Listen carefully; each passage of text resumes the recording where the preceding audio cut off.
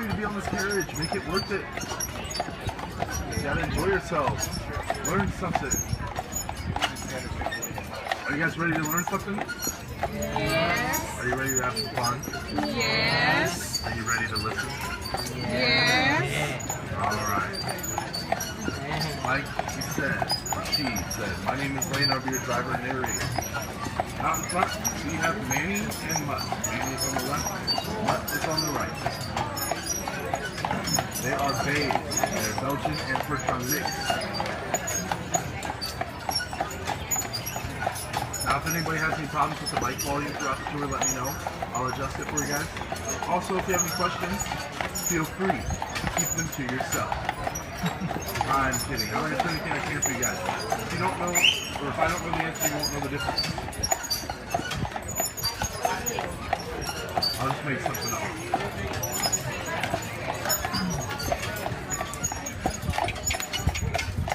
Yeah, you guys are a lively group. You're either sleeping or you're dead. Because my jokes are that bad. Not as bad as Manny's jokes, though. Now over here to the right, we do have Marquette Park. In the center of the park is a statue of who you would assume to be Father Marquette. It's not. It's currently a seagull on top of his head taking a crap. Now, we'll get to that in a minute. Father Marquette was a French missionary who came to the islands in the late 1600s to spread the word of Christianity to the natives here. That statue was dedicated to him in 1909. However, the artist commissioned to build it had no idea what Father Marquette looked like. So that is the statue of the artist. True story. Manny, get up there. Don't worry, we won't flip. Oh, no, I'm just kidding. Not this time. Over to the right, we have the American Fur Retail Store. It's also the Beaumont Memorial. In June 6, 1822, a French-Canadian fur trader and voyager by the name of Alexis St. Martin accidentally shot himself in the stomach with his own rifle in that very building. I don't know how you managed to do that, but he did.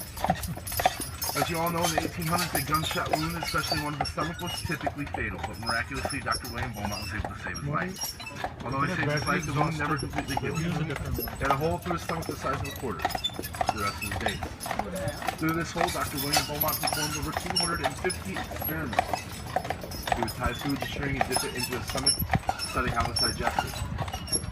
Thus, he discovered it was enzymes and acids that digest our food, not stomach muscles. Over here to the right from left is the United States Post Office of Mackinaw Island. It is the most unique in the world because it never has and never will deliver mail. Rain, sleet, snow, and hail, we come pick up our own mail. To the right here is the Stewart House. And next to it is the City Hall. Or the Community Hall, I'm sorry. The two cream-colored buildings here on our right were the headquarters of the John Jacob Astor Fur Trading Empire. In 1822, $3 million worth of furs were traded through those buildings. That'd be just over $50 billion today. He was the first American-made millionaire. To the right here, we have the courthouse and police department. Behind it, there is a garage where the police vehicles and the fire engines are housed. They are not horse-drawn, they are actual vehicles. We do have emergency vehicles on the island. Especially considering the island is 83% state park. If it was to catch on fire, it would only take 72 hours to consume the whole island. Get up there, Manny. Manny.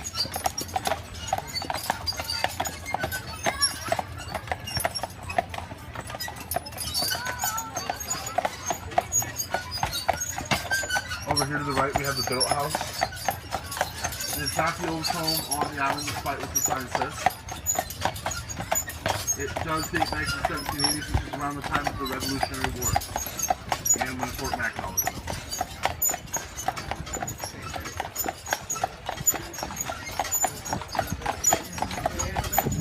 Over here to the left, that's the strip mall. You're all familiar with them. That is not the only one on the island. It is the only one on the island without a plug shop. There are 18 plug shops on the island. If you go visit all 18 of them, and get a free sample, you will have consumed a pound and a half of fudge. After doing so, I recommend you visit the yellow building back in there to your right. That's the medical center. Full staff is only one position. Over here to the left, we have these two green buildings side by side.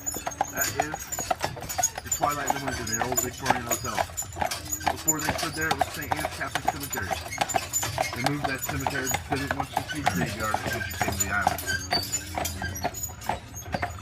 Since then, the Grand has purchased both the Twilight and the Windsor. They now house some of their 600 employees there. They're the largest employer on the island. They employ more people than there are year-round residents. People come from all over the world to work here on the island. It's not for the money, I promise. It's not for the lack of hours either. Over here to the right, we have the oldest operating stables on the island. Used to be Carriage Sewer headquarters, but since then we've outgrown it by about 7 times. Now houses our wedding horses and our wedding carriages. Our wedding horses are hackneyed. They are prancy and dancy. And they just can't wait to be hitched.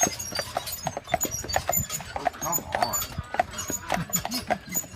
You can't enjoy it unless you let yourself enjoy it. You can't get me enthusiastic unless you're enthusiastic. You want to have a good time? Act like it.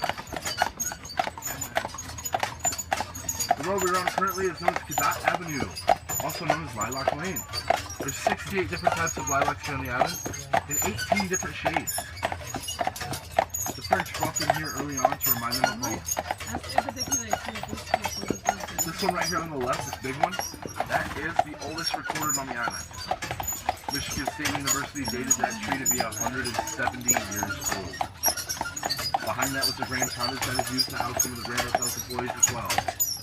There's also the former home of William Backhouse Astor, the son of John Jacob Astor.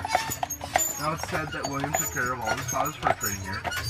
Despite owning a multi-million-dollar empire, John Jacob never once set foot on Mackinaw Island. Anyone know why? He was deadly afraid of water. In an ironic twist of fate, his grandson died on the Titanic. I'll let that sink in. What, too soon? His grandson's name was John Jacob Astor as well. He was the one who tried to buy his way onto the lifeboat. Everybody remembers him.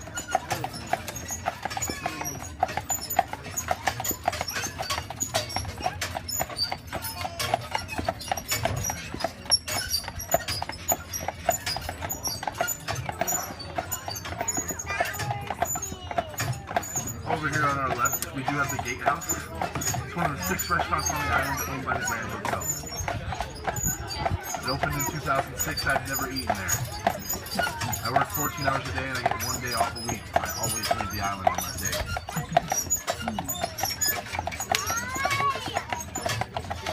Coming up on the right, we have Little Stone Church. And it rocks. Oh my gosh. They're only going to get worse if you don't laugh. All the limestone you see was taken from the island. It's only 3 to 5 feet of topsoil. The rest is a bed of limestone underneath of that. The windows were imported from New York, and they depict early missionary work with the natives. There's also about a 1/4 inch of plexiglass over those windows, because someone had the brilliant idea to build a golf course next to it. Back in there to your left, behind some trees, there's a brick building. That is the public school. Grades K through 12. On any given year, about 60 students will attend. Graduating class on average of 6. There was a graduating class a few years back of only 2. They were identical twins. Worst prom ever. And then of course over there to the left we do have Lake Huron. Across the mighty blue Huron is the Mackinaw Bridge. It has a span of approximately 5 miles connecting the upper and lower peninsulas of Michigan. It stands at over 200 feet tall on its highest point above the water, and it employs over 45,000 miles of cable. 5th largest suspension bridge in the world. Used to be the first. Can anyone tell me how long it takes to paint the bridge? 1 year. 1 year exactly? Give or take a day. 5 to 7 years to complete. They restart as soon as they're done. They never stop painting. What's interesting to me is it only took 3 years to build. Why would it take twice as long as paint? It's a union. Yeah, union job. I have a lot of jokes about the union. I always have to put in my 2 cents, which is actually what they paid me. And I had to pay half of that back into union dues. Never-ending process. Over there, on top of the hill to the right, there's a white home with 2 chimneys. Whose home is that? Up on the hill to the right, white home, 2 chimneys. Oh, Governor. Yes, that is the governor's home. The honor of any Michigan State governor to stay at that home during their term must be nice. You're rich and you get to live for free. Well, not for free at the expense of us. Now, who out of you voted for him? If you did vote for him, we're going to pull over up here and this will be the end of your tour.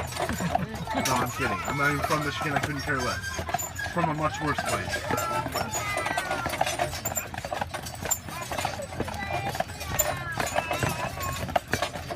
The governor's home was built in 1902. Down the hill to our left, over that railing there, that is where the Grand Hotel stable, or the Grand Hotel's gardens and pool are located. For a nominal fee of $10, you can walk on the grass.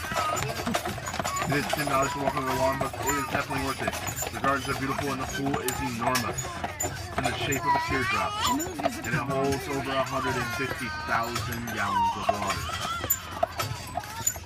That pool was built for someone specifically. Does anyone know who that person was? She was an Olympic swimmer. Esther Williams. Over here to the left we have the Grand Hotel. Opened in 1887. It originally had 180 rooms. How long did it take to build the original Grand? Can anyone tell me? Nobody wants to guess? Somebody said 3 years. How long? 3 years. No. Anyone else want to guess? 2. Nope. 5. 1, no. 5, no.